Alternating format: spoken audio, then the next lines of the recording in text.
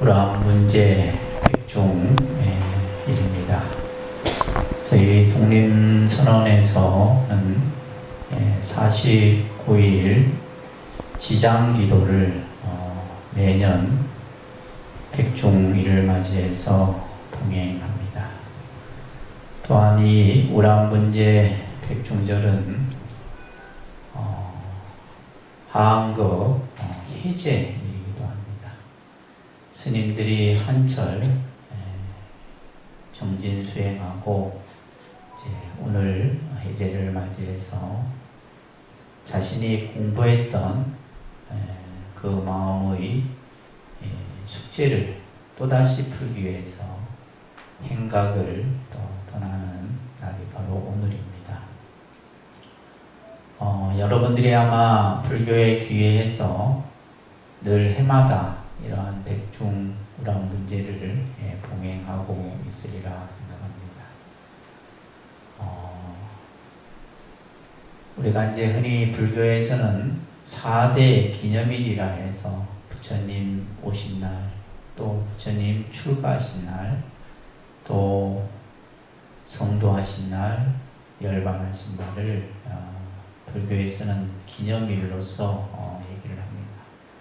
그 중에 이제 또 하나를 넣는다면 바로 우라문제 백종일을, 그만큼 이 백종은 우리 불자들에게 있어서는 오래전부터 하나의 어떤 신앙의 형태로 내려온 날이죠.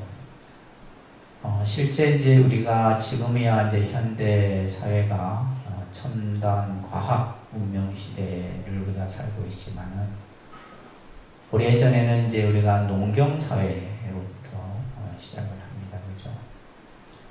그때 이제 이 농경 사회에서는 이날을 백종이라고 해서 하루 이제 봄부터 모내기를 하고 농사를 지은 농부들이 오늘 하루 이제 발을 씻고 마을 축제를 여는 날이 또 백종이라고 해서 이제 내려왔습니다.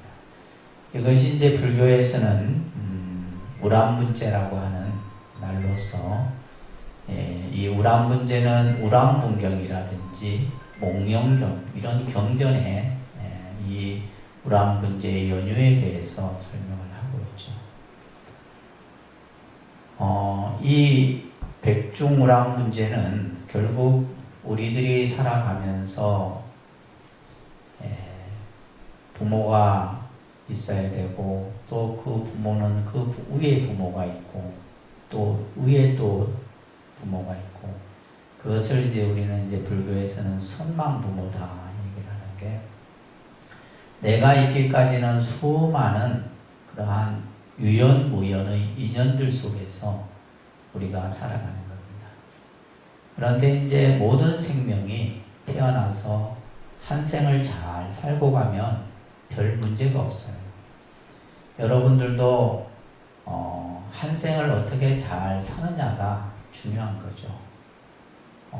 요즘에야 이제 보면 얼마 전에도 큰 비가 내려서 길을 가는 사람이 갑자기 물에 휩쓸려서 변을 당하는 이런 일들이 누구에게나가 일어날 수 있는 일이죠. 그러니까 이러한 이제 좋지 못한 어떤 죽음을 우리는 내 의지와 상관없이 경험을 하게 된다는 거예요. 그런데 이제 실제 여러분들의 형제 자매 또 친척 일가를 쭉 둘러보면 편안하게 돌아가신 분이 그리 많지 않다라는 거죠.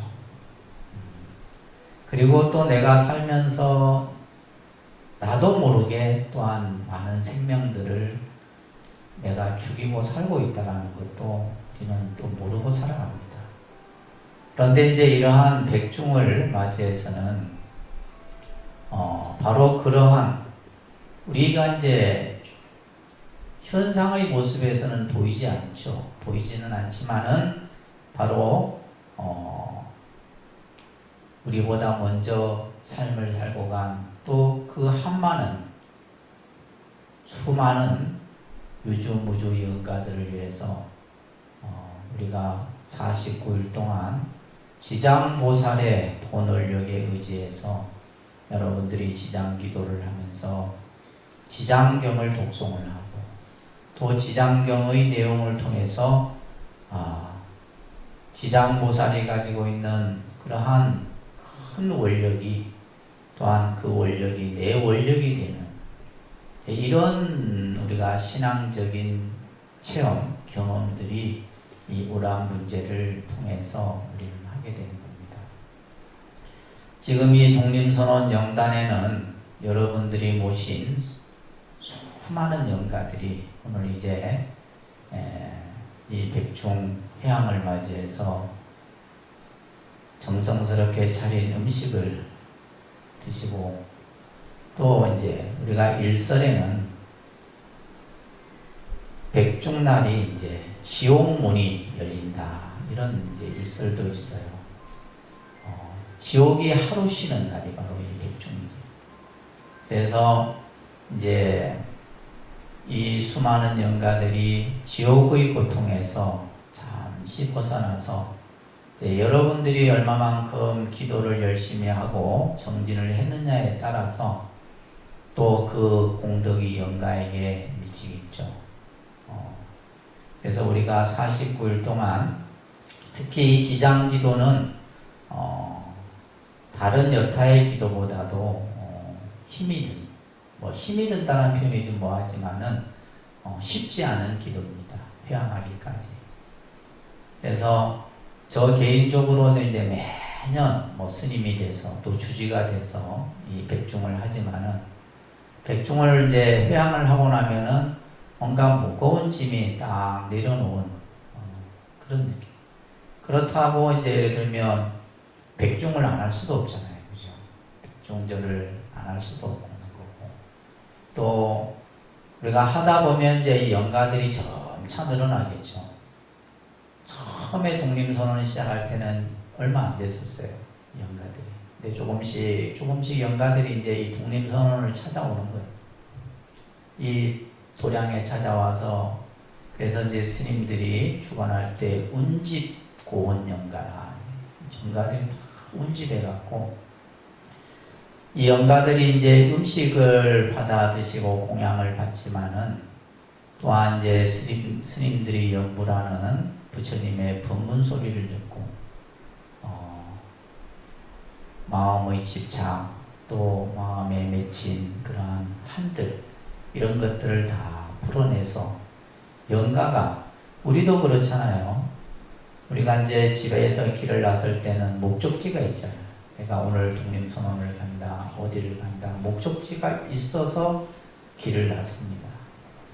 근데 이제 그 목적지를 찾지 못하게 되면 그냥 빙빙 도는 거예요. 이 영가들도 마찬가지입니다. 자기가 가야 할 곳을 찾아가야 되는데 찾아가지를 못하는 거예요. 왜 그래요? 집착이 남아있어요. 또 뭔가 마음속에 무거운 짐이 있기 때문에 그것을 벗어내지를 못하는 거예요. 그래서 여러분들이 지장경을 독송하고 함으로써 영가에게 이거는 내가 듣는 것이 아니라 이 허공에 있는 수많은 영가들을 위해서 우리가 경을 읽었던 것이고 그 경을 듣고는 영가가 그 지장보살의 본원력에 영가 스스로가 귀의를 하는 거예요.